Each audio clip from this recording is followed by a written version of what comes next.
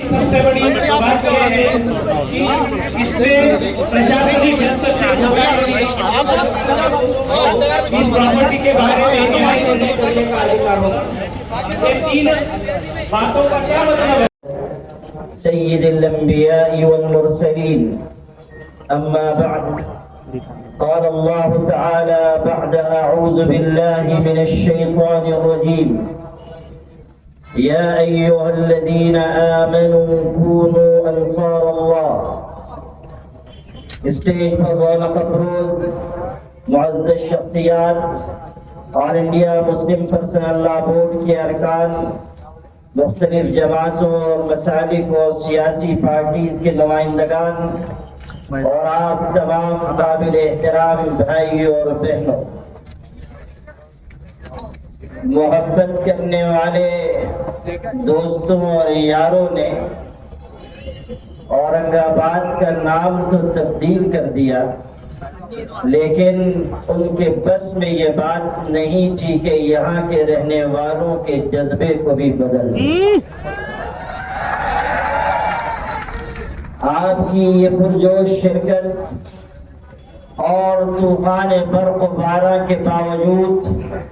اس اجلاس میں آپ کی موجودگی یہ بتانے کے لیے کافی ہے کہ اس بحر حوادث میں قائم پہنچے گا وہی اب ساحل تک جو موج بلا کا خوگر ہو، رخ پھیر سکے طوفانوں کا.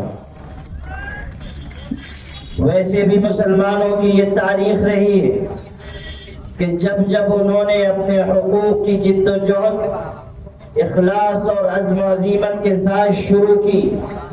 تو دنیا کی کوئی طاقت ان کا راستہ نہ روک سکی. زنجیریں، جیلیں، ظلم و ستم کے نتنے حربے مسلمانوں کو شکست حوصلہ کافی ہے کہ ہماری کامیابی کی منزل قریب آ رہی ہے، اور اگر نوشتہ دیوار نہ پڑھا گیا تو یہ طوفان برق و باران صرف اس ملک کے مظلوم لوگوں کو بہا کر نہیں لے جائے گا، بلکہ حکومت وقت کے لیے بھی زوال کا باعث بن جائے گا. اس لیے وقت رہتے ہوئے حکومت کو نوشتہ دیوار پڑھ لینا چاہیے، اور آل انڈیا مسلم پرسنل لا بورڈ کی جانب سے چلائی جانے والی اس تحریک کا جو مطالبہ ہے کہ جو وقت امینڈمنٹ ایکٹ لایا گیا ہے اسے حکومت واپس لے لے، اور ملک کا جو امن و امان ہے اسے خراب نہ ہونے دے. ابھی یہاں کئی باتیں کی گئی اور وقت کا جو نیا قانون آیا ہے اس کے سلسلے میں تفصیل بھی بتائی گئی، لیکن میں ایک بات کہنا چاہتا ہوں اور حکومت سے کہنا چاہتا ہوں کہ آپ سن لیجئے، جب کہیں کوئی جھگڑا ہوتا ہے، کسی زمین کے بارے میں کوئی بات ہوتی ہے تو یہ کہا جاتا ہے کہ یہ جگہ نہ میرے باپ کی ہے نہ تمہارے باپ کی ہے، اس طرح کہا جاتا ہے. لیکن وقف کے بارے میں ہم یہ کہتے ہیں کہ وقف کی زمین کسی کے باپ کی نہیں ہے، البتہ ہمارے باپ کی ضرور ہے، اس لیے کہ وقف کی ساری جائیدادیں کسی حکومت کا عطیہ یا احسان نہیں ہے.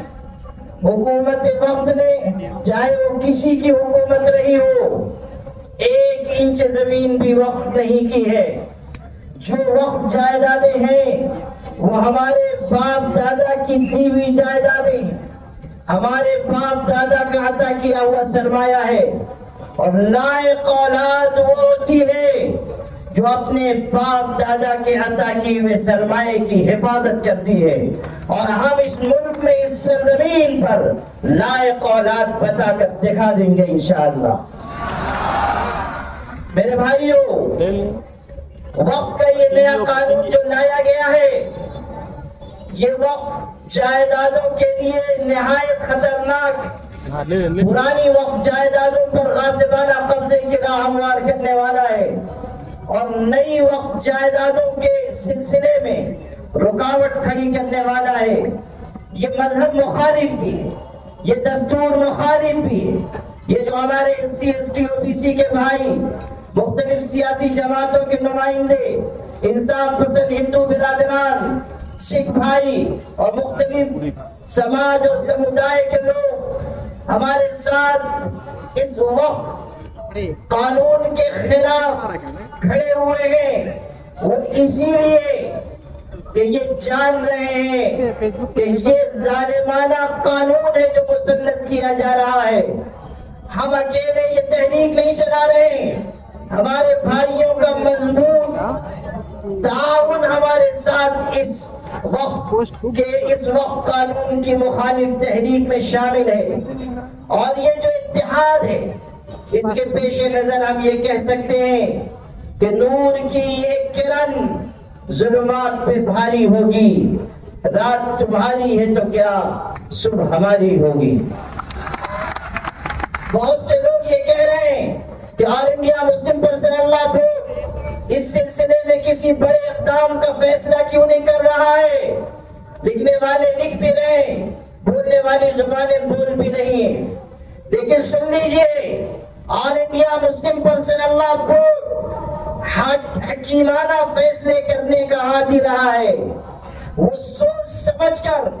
نزاکتوں اور مصلحتوں کو دیکھ کر فیصلہ کرتا ہے، اور جب وقت آئے گا کہ کوئی بڑا فیصلہ کیا جائے تو اس وقت بڑا فیصلہ بھی کیا جائے گا انشاءاللہ، اور یہ ملت بتائے گی کہ کل اگر ہم ملک کو بچانے کے لیے آئے تھے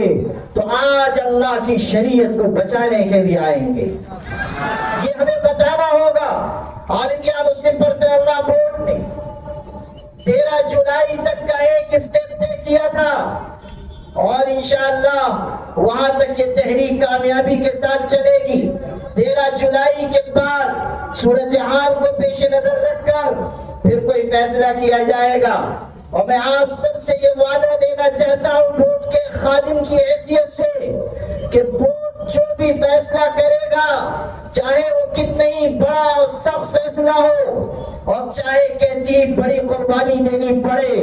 انشاءاللہ ہم سب مل جل کر مسلم پرسنل لا بورڈ کا ساتھ دیں گے۔ آپ اپنے دونوں ہاتھ اٹھا کر بتائیں آپ ساتھ دیں گے انشاءاللہ۔ آل انڈیا مسلم پرسنل لا بورڈ اس ملک کے مسلمانوں کا سب سے بڑا ادارہ ہے، سب سے متحدہ اور مشترکہ ادارہ ہے،